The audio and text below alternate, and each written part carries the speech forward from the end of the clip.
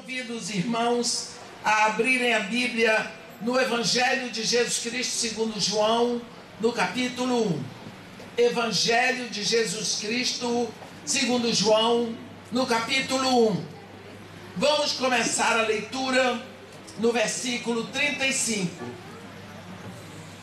Versículo 35, onde está escrito assim: no dia seguinte, estava João outra vez na companhia de 2 dos seus discípulos, e vendo Jesus passar, disse: eis o Cordeiro de Deus.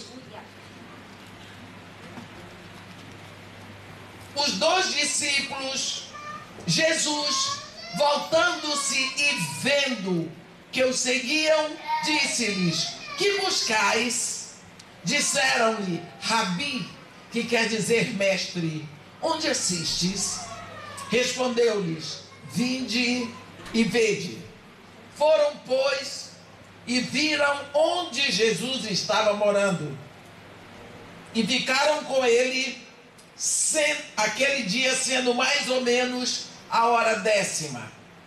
Era André, o irmão de Simão Pedro, um dos 2 que tinham ouvido o testemunho de João e seguido Jesus. Ele achou primeiro o seu irmão, a quem disse: achamos o Messias, que quer dizer Cristo, e o levou a Jesus. Olhando Jesus para ele, disse: tu és Simão, o filho de João, tu serás chamado mestre Cefas, que quer dizer Pedro, rocha. Amém. Senhor Deus nosso Pai, aqui nós estamos porque o Senhor nos reuniu aqui. Lhe agradecemos, Senhor, pela honra do culto, por podermos nos reunir para juntos ministrarmos a adoração e o louvor. Juntos recebermos o que o Senhor tem para nos ensinar nesta manhã e juntos participarmos deste mesmo ambiente que é compartilhado com todos os seres que lhe adoram nesse momento. Porque o Senhor criou anjos e arcanjos, querubins e serafins e toda uma pleiade celestial que o adora desde toda a eternidade. Junto com eles nos unimos neste momento para proclamar que só o Senhor é digno de receber todo o louvor, toda a glória, toda a adoração. Por isso, neste momento, ó Pai, em que juntos estamos nós todos, lhe pedimos que o Senhor se agrade da nossa adoração, que o Senhor ministre aos nossos corações, porque sabemos que quando nos reunimos para lhe entregar o louvor, nós não saímos de mãos vazias. Por isso nós lhe agradecemos neste momento, em nome de Jesus. Amém. Aqui está falando que no dia seguinte estava João outra vez em companhia de seus 2 discípulos, o que deixa bem claro para nós que Jesus era mestre. Mas João viu Jesus passar. É interessante, porque ele podia ter dito para os seus discípulos: olha, está vendo aquele que vai passando lá? Ele é um parente meu. A mãe dele é prima distante da minha mãe. Ele podia ter dito: ei, lá vai aquele do qual eu sou precursor. Mas ele usou um termo específico. Ele diz: eis o Cordeiro de Deus. Cordeiro. Nós sabemos que para muitos hoje aqui no Ocidente esse termo se torna difícil, porque quando nós pensamos cordeiro, pelo menos no Brasil nós não temos muito convívio com esse termo, mas em Israel isso era forte. Qualquer pessoa entendia o que era um cordeiro. Esse termo é tão interessante Porque quando nós olhamos Apocalipse no capítulo 13, está escrito que adorarão a besta todos aqueles que não têm o seu nome escrito no livro da vida do Cordeiro que foi morto desde a fundação do mundo. O que significa que desde a fundação do mundo Deus tem um Cordeiro. Aleluia! E se Deus tem um Cordeiro antes de ter o homem, significa que Deus é primeiro de tudo o pastor. Aleluia! Isso é uma das coisas que eu gostaria de chamar a atenção hoje. Como nós temos desprezado o pastor, o ministério pastoral, e como temos banalizado esse ministério. Qualquer um se diz pastor sem ter rebanho. Qualquer um se diz pastor, às vezes como se fosse profissão. Mas Jesus Cristo deixou 5 ministérios para a sua igreja: apóstolo, profeta, evangelista, pastor e mestre. Está escrito lá em Efésios 4, no versículo 11. Jesus nunca se disse apóstolo, nunca se disse profeta, nunca se disse evangelista, mas ele se diz pastor. Aleluia! Eu sou o bom pastor. Deus levantou pastores para a sua igreja. Nós precisamos saber como tratar nossos pastores. Eu tenho um temor muito grande quando eu me encontro com pastores. Eu tenho, e eu sei que isso foi Deus que me deu. A Bíblia diz: tudo que passar debaixo da vara do pastor, santo será o Senhor. Aleluia! Então nós precisamos saber como existem falsos pastores, existem pastores verdadeiros. Porque se não houvesse pastor verdadeiro, não teria um falso. Então você vê aqui essa palavra cordeiro. Isso nos leva a um momento na história do povo judeu, quando Deus tinha dito lá no capítulo 22 de Gênesis para Abraão: Abraão, você vai à terra de Moriá, e lá sobre um dos montes sacrifica em holocausto a mim o teu filho único que amas.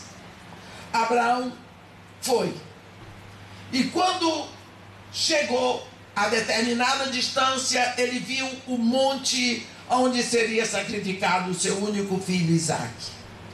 No versículo 5 ele diz assim para os seus servos: ficai aqui com o jumento, e eu e o menino subiremos, e havendo adorado, voltaremos.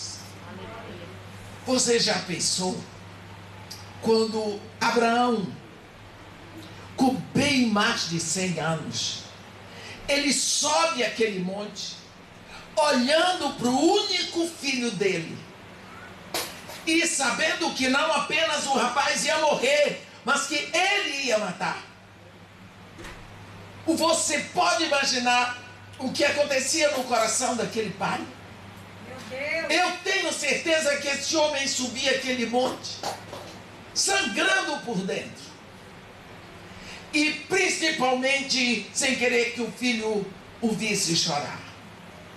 Ele subia, mas ele não sabia que enquanto ele subia, sofrendo pelo que ia acontecer lá em cima, do outro lado do monte, Deus subia um cordeiro para morrer no lugar do filho dele.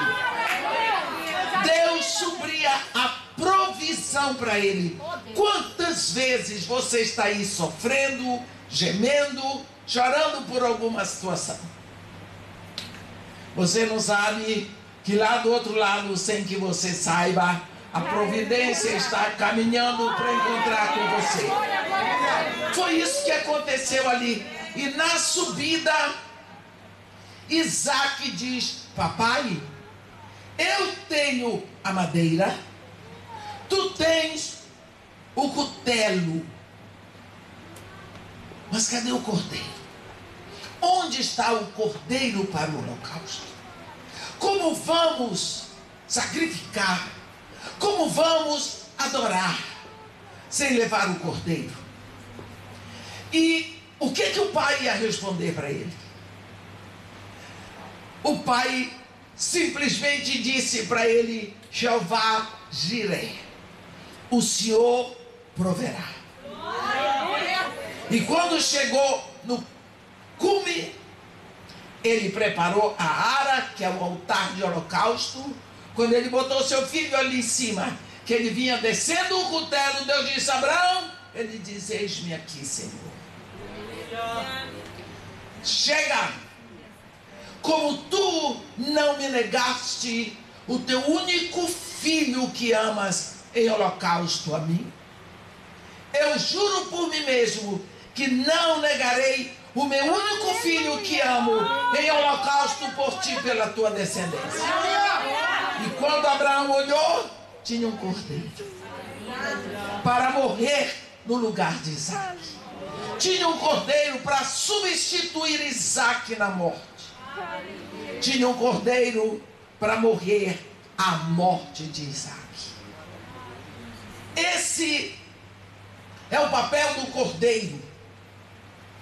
Quando nós vemos aqui essa palavra cordeiro, o ensino sobre o cordeiro na Bíblia, ele vai se desenvolvendo. Aqui você vê um cordeiro sendo sacrificado por um homem. Mais tarde você vai ver na Bíblia, na Páscoa dos judeus, um cordeiro sacrificado por toda uma família. Depois você vai ver um cordeiro por uma nação, porque tudo isso profetizando um cordeiro que seria dado para morrer a morte de toda a humanidade. Quando João diz para os seus discípulos: eis o Cordeiro de Deus, ele estava dizendo: é sobre aquele ali que o nosso pai Abraão, há muito tempo, subindo a terra de Moriá, a ele se referiu. Quando João Batista diz para seus discípulos: eis o Cordeiro de Deus, esses dois discípulos se levantaram e seguiram Jesus. Eles não pediram carta de transferência, eles não pediram licença, eles foram. E pelo que nós vamos ver, nunca mais eles voltarão a ser discípulos de João. Eles seguiram Jesus. Jesus, diz aqui no versículo 36, vendo que estava sendo seguido, disse para eles: que buscais? O que vocês querem me seguir? O que vocês querem de mim? Por que estão me seguindo?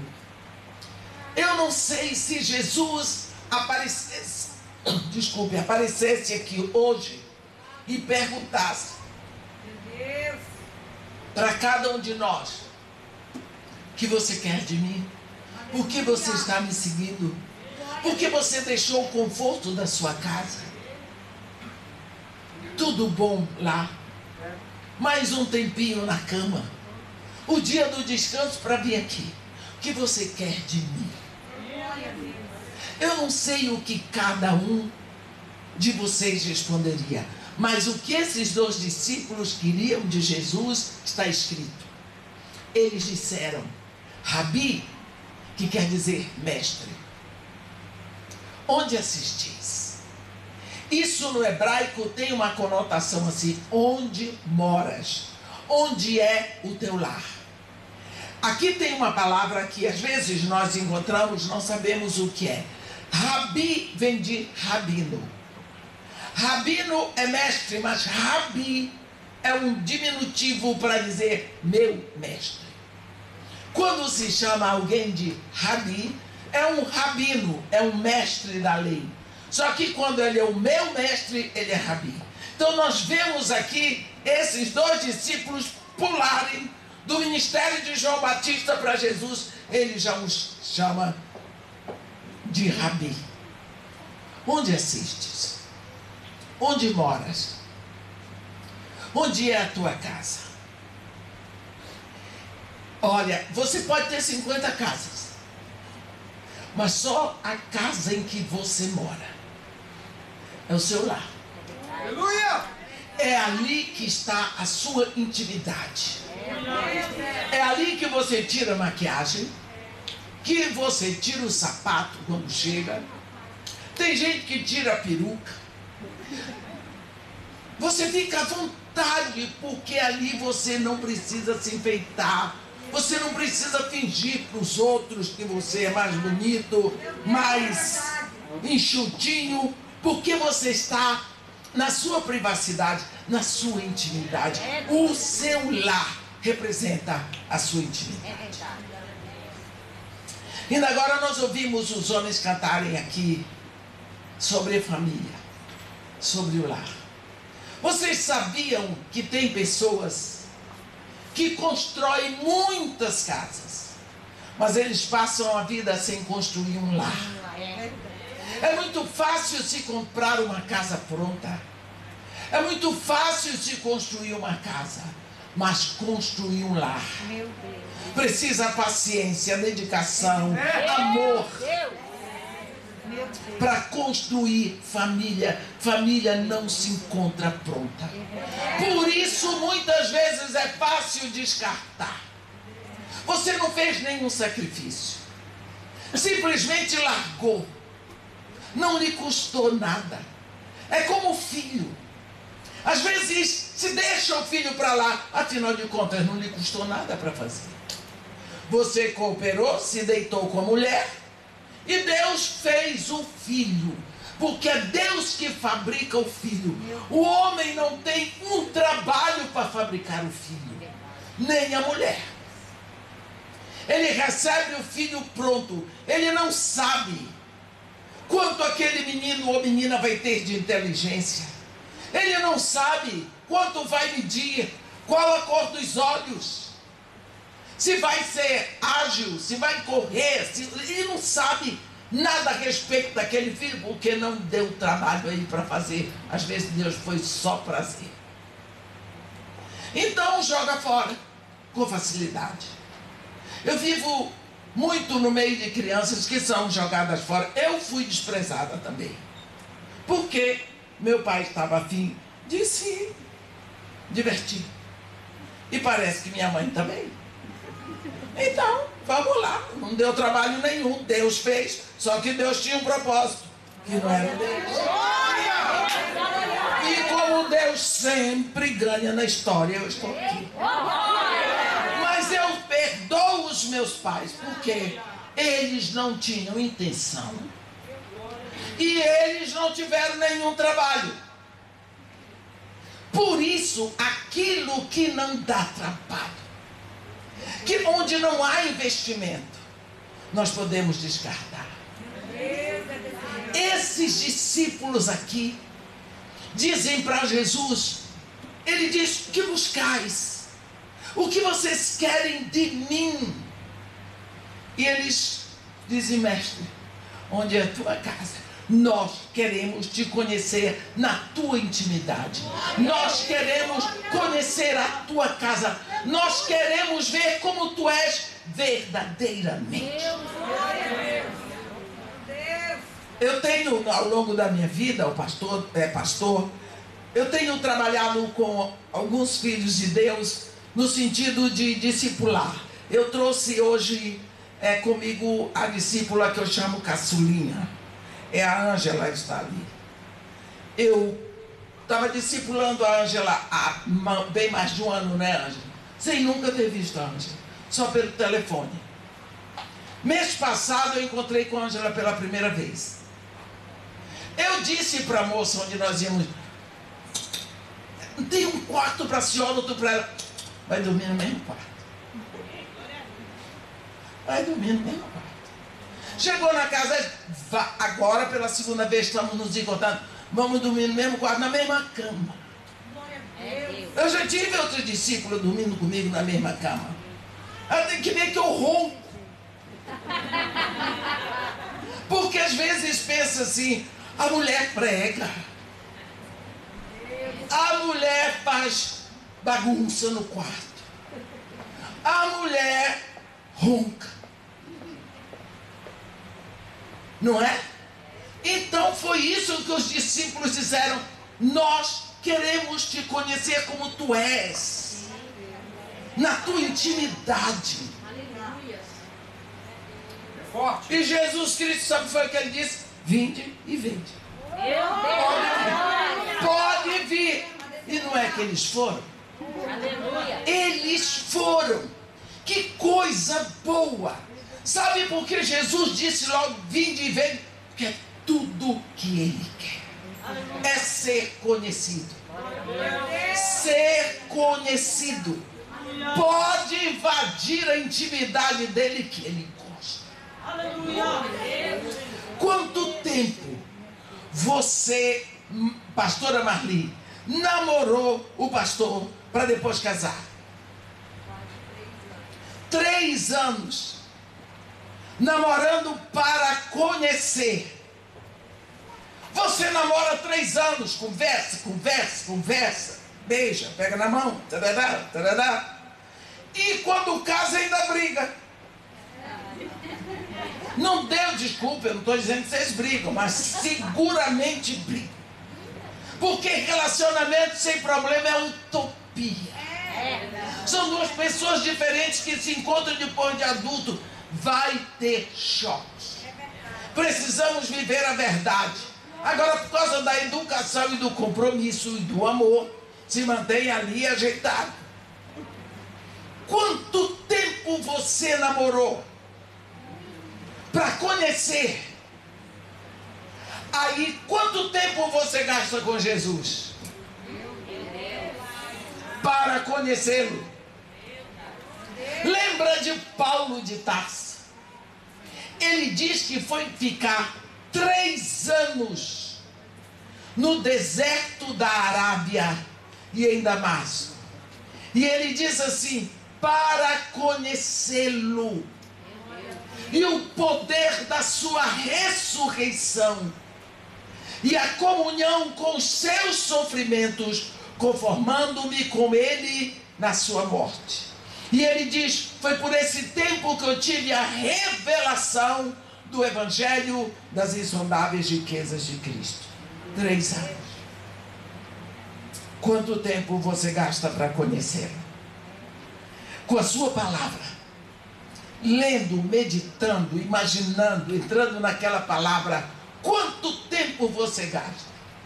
Quando esses discípulos disseram, ele disse: vocês estão me seguindo porque nós queremos te conhecer, então vem. Aleluia. Vem.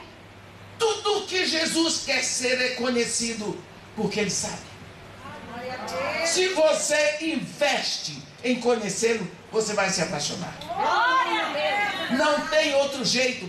Você conhece esse povo todo que entregou a vida por Jesus? Tudo apaixonado. Porque conheceram. Sabiam perfeitamente onde eles estavam investindo a vida deles. Não é? Então, agora eles chegam lá. A Bíblia diz: ficaram com ele, viram onde Jesus estava morando. E ficaram com ele aquele dia, sendo mais ou menos a hora 10ª. Hora 10ª. Vocês sabem, o calendário Israel, o horário começa às 6 horas da manhã. Então, 3ª hora é 9, hora 6ª é meio-dia, hora 9ª, 3 horas da tarde. Ficaram lá. Eu já perguntei tanto: Senhor Jesus, quem cozinhou? Quem preparou o jantar? Foi o Senhor ou foi esses 2 discípulos? O Senhor cozinhava? O Senhor fez um sopão?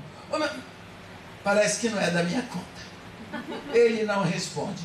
Mas eles ficaram com Jesus. Aí, a Bíblia nos informa que um dos 2 discípulos que tinha seguido Jesus era André, irmão de Simão Pedro. Ele ficou por ali, quando deu um jeitinho, ele correu e foi avisar o irmão dele: Simão, Simão, achamos o Messias, que quer dizer Cristo. Glória a Deus. Achamos. Se eu estou aqui, eu digo para vocês, quem foi que viu minha máscara? Uma máscarazinha branca, velha, eu descrevo tudo. Quem viu, ninguém viu. Na hora que eu encontro, eu digo, ei, achei minha máscara. Achei. Eu nunca mais vou procurar, porque eu já encontrei. Não vou mais procurar. Eu já encontrei. Aleluia. Meu problema está resolvido. Glória a Ô, Deus. glória! Se ele diz para Pedro, achamos o Messias, é porque ele sabia que Pedro estava procurando e ele também. Oh, coisa linda. E ele levou Pedro a Jesus. Nós temos um movimento de pessoas que vão de grupo em grupo procurando alguma coisa. Procurando alguma coisa. Tenho visto muito pessoas atrás de profecia que na realidade são profetadas. Olha aí. Aí vem aquele grupo do eis que. E tem lugares onde as pessoas se dedicam a esse erro. Eu quero dizer para você que o espírito de adivinhação não é tão forte ali, mas a vaidade humana é muito forte. E as pessoas ficam seguindo isso, porque não buscam a Jesus. Existe na nossa alma, um dos grandes problemas da nossa alma, é o ocultismo. Quando Paulo fala das obras da carne, e a carne é a nossa mente carnal, ele fala prostituição, impureza, lascívia, idolatria, inimizade, porfia, iras, contendas, discórdias, facções, dissensões, invejas, ciúmes, bebedice. Mas quando ele fala prostituição, impureza, lascívia, feitiçaria. Às vezes nós pensamos que feitiçaria é você chegar lá, contratar lá uma pessoa daquelas e bota galinha preta, não sei porque é que tem que ser preta, mas tudo bem, é preta, farofa, azeite de dendê, pipoca, aquela opção de coisa. Aí você fez uma feitiçaria. Não, isso é só uma pequena mandiga. A feitiçaria está impregnada na alma da humanidade. Pessoas que gostam de ocultismo, de entrar nos mistérios ocultos de Deus. Então eles vêm atrás desses eis que te digo. E do eis que não sai. Ocultismo traz a manifestação de um espírito de engano e às vezes de adivinhação. Ah, mas ele dizia coisas tão bonitas. Quando você olha lá em Atos capítulo 16, você vê uma garota que vinha correndo atrás de Paulo e dos seus discípulos, e aquela moça dizia: estes homens, verdade, são servos do Deus Altíssimo, verdade, e vos anunciam o caminho da salvação, verdade. Você podia dizer, aquela moça era um anjo que Deus mandou para anunciar a presença daqueles homens na cidade de Filipos. Não era. Era demônio, falando bonito desse jeito. Era demônio. A Bíblia diz que aquilo se repetiu por vários dias, e Paulo, já indignado, chegou uma hora que não aguentou, expulsou o espírito de adivinhação. Por causa disso ele foi preso, apanhou, foi muito. Quem mandou expulsar o espírito da moça? Se a moça adivinhando dava muito lucro para os seus patrões. O espírito de adivinhação acontece? Sim, acontece. Por que não? Se os demônios são espíritos, tem castas de demônios de adivinhação. Eu vou dizer para vocês, eu morei no Iraque 3 anos. Eu tive uma época da minha vida que eu estudava tudo quanto era ocultismo. Estudava. Eu fui aprender italiano só para ler Pitti Grilli, Pietro Baldi, Ugo Spirito no original. Porque Allan Kardec é o fusquinha do espiritismo. No Brasil, Allan Kardec não é de nada. Eu fui fundo. E quando eu cheguei no Iraque, eu tinha um plano. Eu queria conhecer o Garwa. Porque todo mundo pensa que a feitiçaria nasceu na África. O berço da feitiçaria é a civilização caínica. É no Iraque. É na Babilônia. E eu, com todo o meu conhecimento, eu queria. Eu disse, eu quero conhecer o Garwa. Garwa. Um dia, consegui vir daqui, dali. Vocês sabem que para conseguir o que não presta, a gente consegue. E eu fui daqui, dali, consegui, me levei no Garwa. Chegou lá, Garwa em árabe significa café. É assim, eles dão aquela xicrinha de café turco. O café turco é aquele café que ninguém coa. Você põe a água, põe ali o café, depois joga na xicrinha, vem com toda aquela borra do café. Aí você bebe um pouquinho só de café. Você bebe o café e vira. Olha eu ensinando para você. Vira, você emborca. A xícara está aqui, você bebe e você emborca a xícara no pires e você fica esperando a hora que ele chamar. Aí você vai lá. Ele olha no fundo daquela xícara, onde fez uns desenhos e conta o seu futuro. O seu futuro você ainda não viu, ele pode dizer o que quiser. Assim até eu adivinho. Adivinha. Mas ele disse uma coisa. Ele disse para mim que eu não ia completar os 5 anos de Iraque. Porque eu tinha ido ali, meu marido trabalhava na Petrobras, tinha que ficar 5 anos. Ele disse, não vai ficar 5 anos. Você sabia, com 3 anos e meio houve a guerra Irã-Iraque, nós viemos para o Brasil, não completamos 5 anos. Então foi Deus que disse, não. Quem disse? Satanás tem espíritos de adivinhação. Eles podem chegar para você e dizer até como é que sua avó lhe chamava. Porque eles são espíritos. Mas são de adivinhação. Não podemos confundir o espírito profético com o espírito de adivinhação. Nós vemos aqui pessoas que vão nas igrejas e se aproveitam. Você pensa uma pessoa que entra, acabou de ser convertido aqui. Aí ele vai frequentar a igreja. Aí ele descobre que na igreja dali tem umas irmãzinhas que se reúnem.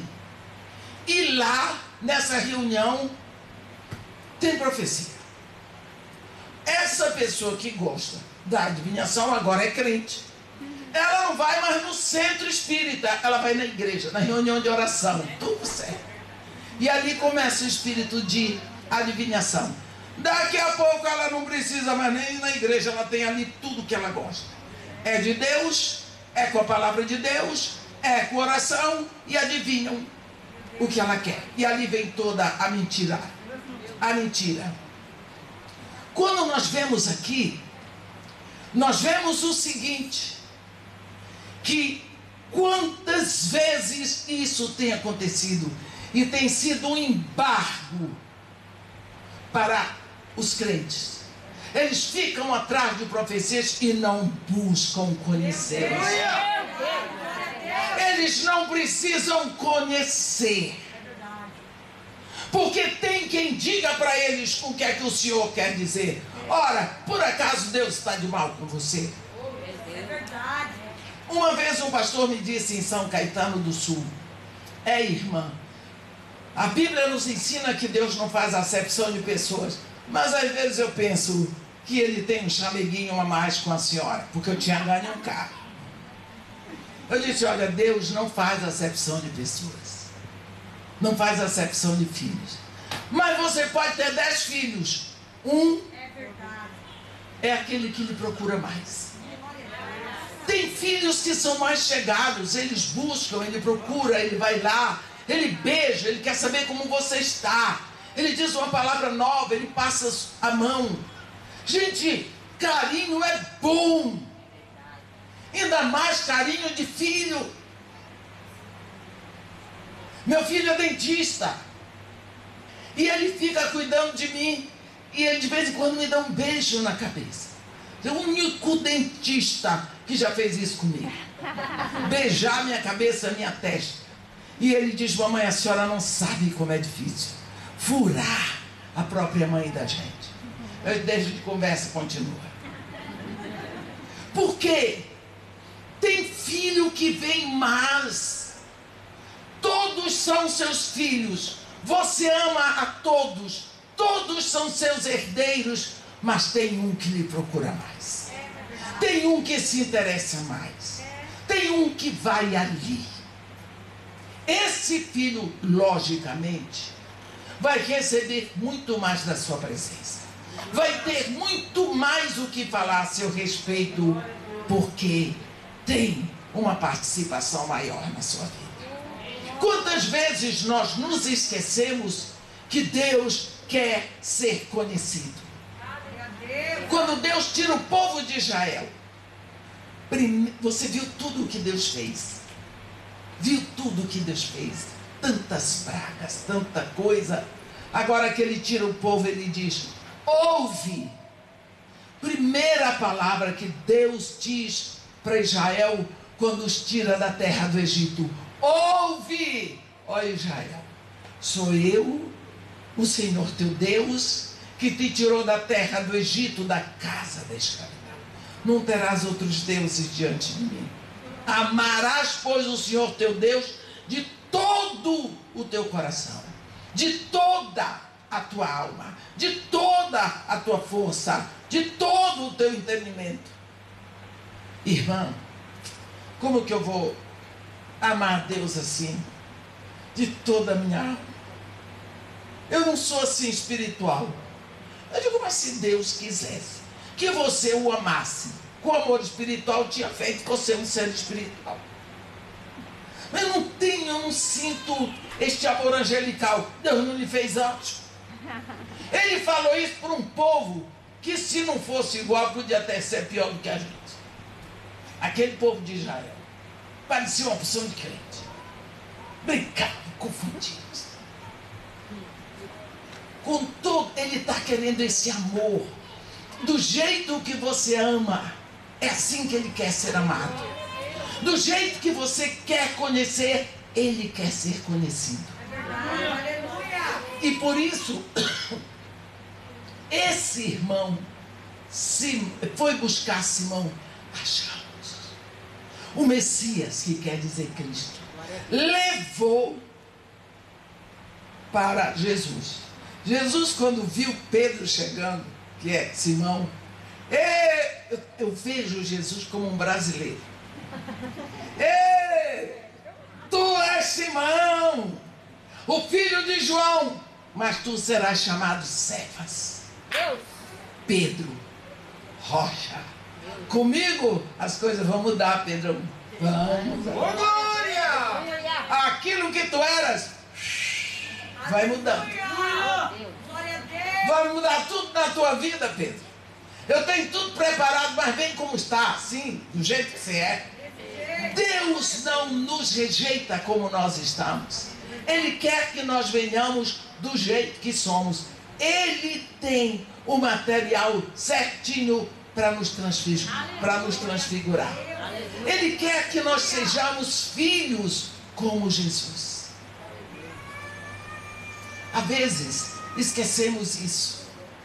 Esses discípulos seguem a Jesus, nem olham para trás. Você vai ver Pedro com Jesus até o final. André com Jesus até o final. Por que é que eles não desistiram de Jesus? Porque eles seguiram quem foi que João Batista apontou? O Cordeiro. Eles seguiram Jesus, olhando para Jesus e vendo nele o Cordeiro de Deus. Está vendo? Se você segue a Jesus, vendo nele o Cordeiro de Deus, você vai olhando para ele, seguindo alguém que já levou a sua maldição, que já morreu a sua morte, que já pagou por todos os seus pecados, que lhe faz filho de Deus, que lhe dá a vida eterna. O grande problema de muitas pessoas desistirem de Jesus é que seguem Jesus para ver o que Jesus vai fazer. Se você segue Jesus buscando o que Jesus vai fazer, olha, vai ser difícil.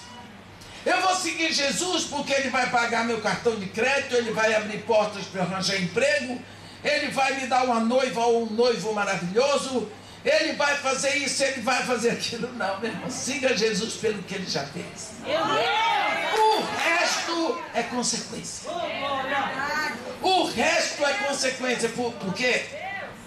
Você está na casa da Érica. Eu estou na casa da Érica desde o dia 23. Não passei fome, não tive que me preocupar. Nem com banho, nem com quarto, nem com a comida, nem com transporte, não sei nem quanto é gasolina aqui nessa terra. Por quê? Porque eu estou com ela.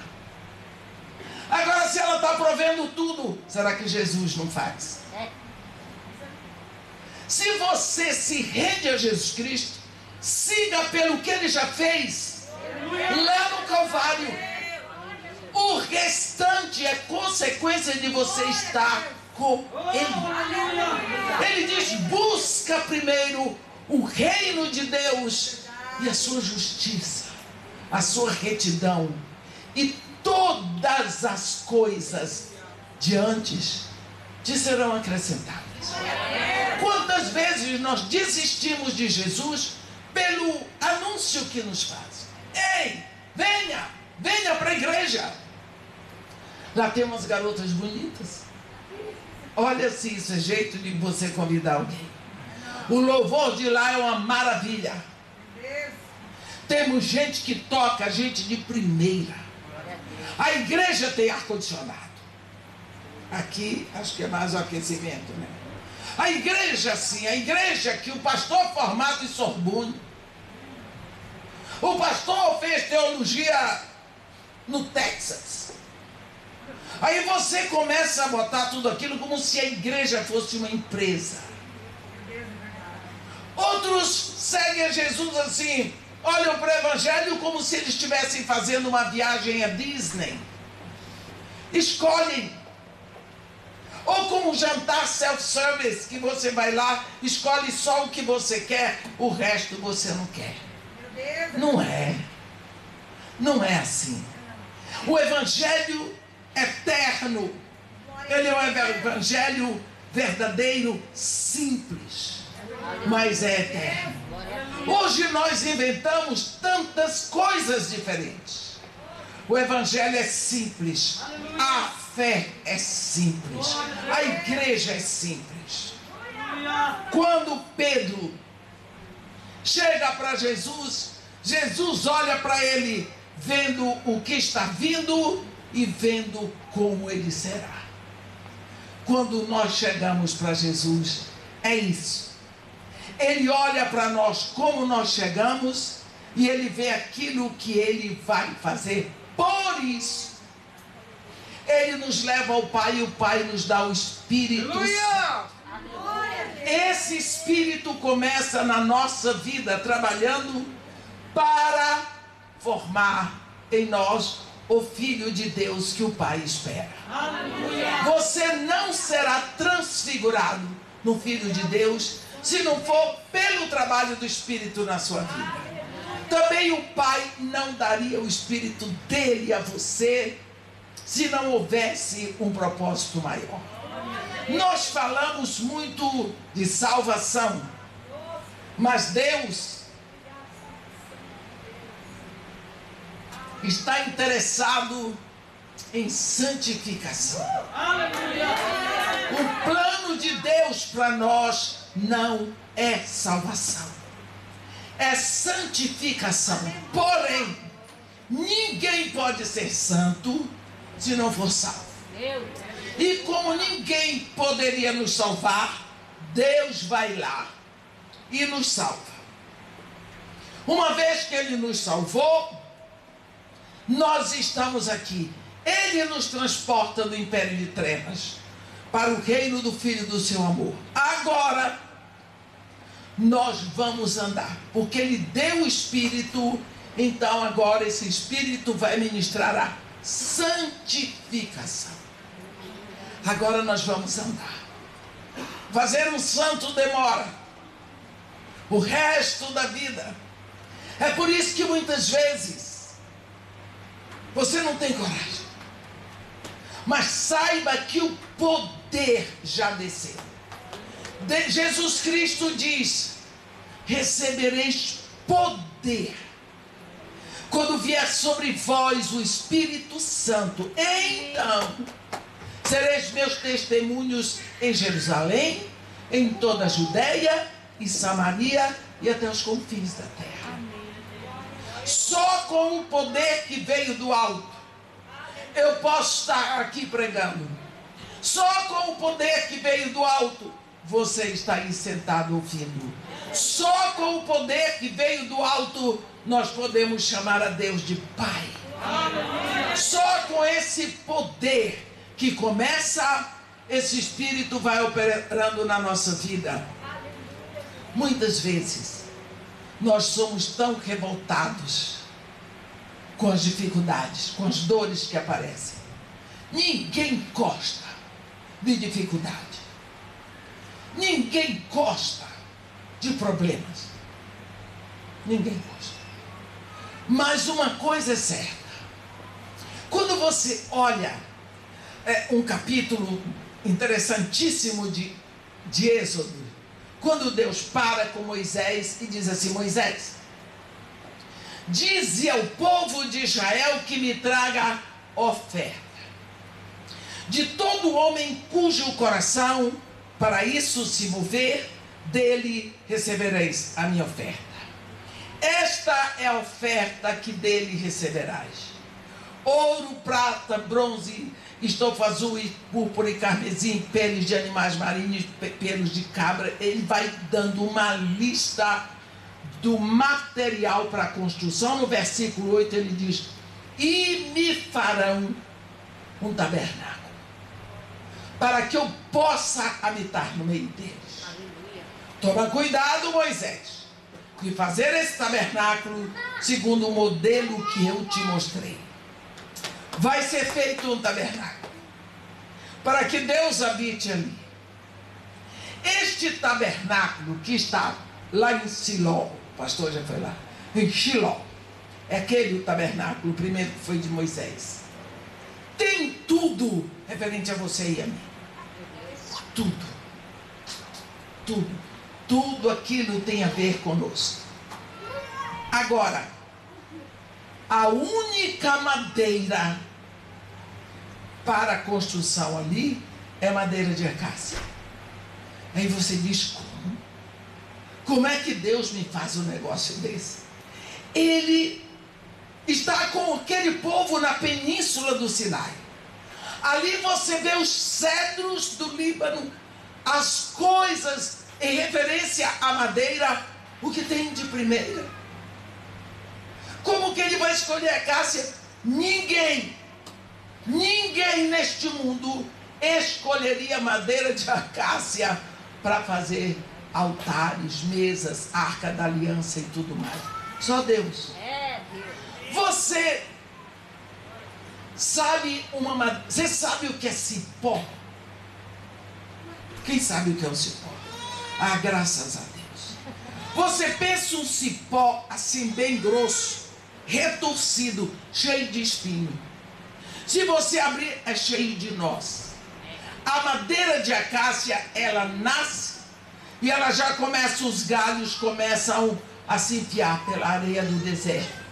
Quando você vai atravessar o deserto, se você vê ter madeira de acácia, você dá a volta longe, porque embaixo da areia podem ter aqueles espinhos dela. E se você pisar ali e furar o seu pé, o calor do deserto dilata os seus poros. Os animais podem vir pelo cheiro do sangue.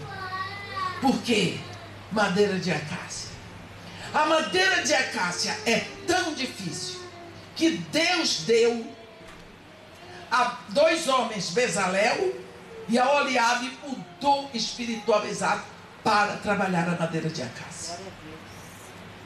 Eles tinham que fazer, todas as mesas são os altares de madeira de acácia, a mesa do sacrifício coberta de bronze, a mesa da proposição coberta de ouro, a arca da aliança feita coberta de ouro. Tudo que era madeira no tabernáculo tinha que ser de madeira de acácia, recoberta de bronze, ou de prata, ou de ouro, mas era de bronze. Quando eles tinham que trabalhar essa madeira, primeira atitude, eles tinham que cortar a árvore. Quando eles cortam a árvore morre para a sua natureza do deserto. E ela vai ser preparada para brilhar no tabernáculo. Se você vê alguma coisa de madeira aqui, isso já foi árvore da floresta.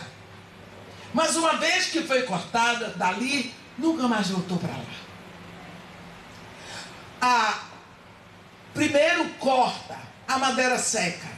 Depois ele vai tirar todos os espinhos. Depois ele vai cortar em tábuas. Depois ele vai tirar todos os nós. E ele vai botar um pedaço de madeira ali naquele buraco para poder preencher aquele vão. Depois que está tudo feito, aí ele vem com a lixa grossa. E depois ele vem com a lixa fina, para poder emassar e receber o ouro, que é a divindade, ou a prata, que é a redenção, ou o bronze, que significa julgamento. Meu Deus. A madeira representa a nossa natureza. É verdade. Nós somos muito cheios de nós.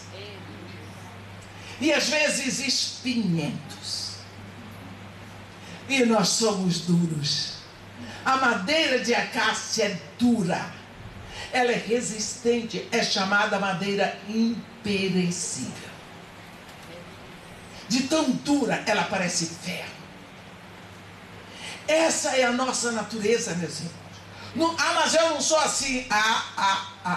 Precisa do Espírito para revelar a você que você é assim. É verdade. Nós todos somos pecadores, não tem um melhor. A Bíblia diz que todos pecaram e foram destituídos da glória de Deus. Quando eles preparavam essa tábua, eles tinham muito trabalho. É o trabalho que o Espírito está tendo conosco. Pensa que você tem que morrer para a sua antiga natureza. Depois essa madeira tem que ser tirada os espinhos. Manda tirar os seus espinhos. Cada um você. Se aquela madeira pudesse gritar, ela dava um tabeque na cara daqueles artesãos e eles caíam mortos. Quantas vezes é isso que o Espírito está fazendo na sua vida? Você está reclamando, dizendo que é o diabo. Aleluia! Você está atribuindo uma obra do Espírito ao diabo. Cuidado. Meu Deus. Porque como é que o Espírito vai lhe preparar? Lá no capítulo 45 de Isaías, o profeta diz: eis que eu vou diante de ti, endireitarei os caminhos tortuosos, quebrarei as portas de bronze, arrebentarei as trancas de ferro, dar-te-ei os tesouros escondidos e as riquezas encobertas, para te provar que eu sou o Senhor, o Deus de Israel, que te chama pelo teu nome. Glória a Deus. Tesouros escondidos. Você diz: para que eu quero tesouro? Que Deus vai me dar tesouro? Para quê? Se estão escondidos. Você já viu tesouro nas vitrines das lojas, nas prateleiras do supermercado? Não. Tesouro é tesouro porque está muito bem escondido. Tesouros são escondidos em minas muito escuras, cavernas cujo acesso é quase impossível. Primeiro você tem que crer que dentro daquela mina tem diamante. Você ainda não viu, mas você crê. Aí você vai cavar. Aí você vai. Nós temos que ir com a machadinha da fé. E você vai cavar. E você vai cavar. E você vai sofrer. Mas quando você encontrar o tesouro, olha a alegria. Tantas dores se interpõem na nossa vida. E tantos sofrimentos nós temos que enfrentar para alcançar o tesouro, para receber a alegria. Temos que superar as dificuldades. É dessa forma que o Espírito vai nos preparando. É através de dificuldades. Ele vai nos lixando. Às vezes uma lixa é um filho doente, um filho drogado, um marido que nos abandonou, uma mulher que foi embora de casa, um pai ou uma mãe, um vizinho. Eu falo assim porque o povo sempre diz, às vezes, a lixa pode ser uma sogra. Que sogra? Porque eu sou sogra, do dia que eu fui sogra, aprendi a defender as sogras. Né? Pode ser, isso são dificuldades. Um patrão, uma ovelha, pode ser uma lixa boa. Um pastor, pode ser uma lixa. Pessoas que lhe levam a lutar. Mas isso traz crescimento, cria resistência. Você tem que exercitar os músculos da sua fé. Tu és Simão, o filho de João, mas tu serás chamado Cefas, rocha, Pedro, porque tu serás transfigurado. Tu serás transformado através de quê? Dificuldades. Mas no poder do Espírito Santo. Nós precisamos saber que o discípulo de Jesus Cristo é aquele que olha para Jesus e segue Jesus, vendo nele o Cordeiro de Deus. Eu olho para Jesus e vejo aquele que já morreu a minha morte, que já levou a minha maldição, que já me fez filho de Deus, que já me deu vida eterna. Portanto, não importa o que for, eu o seguirei. E seguindo, eu quero conhecê-lo. E para conhecê-lo, eu vou gastar tempo com a sua palavra. Para conhecê-lo. E conhecendo, eu anuncio. Eu achei, eu encontrei, eu estou satisfeito, eu estou feliz. E encontrando, eu trago outros para participarem da mesma bênção. Isso é ser um discípulo de Jesus Cristo. Hoje nós temos visto muitos evangélicos, mas nós precisamos de discípulos. Jesus mandou e de fazer discípulos de todas as nações. Amém? Amém? Que Deus nos abençoe e nos guarde. Que faça resplandecer o seu rosto sobre nós. E tenha misericórdia de todos nós.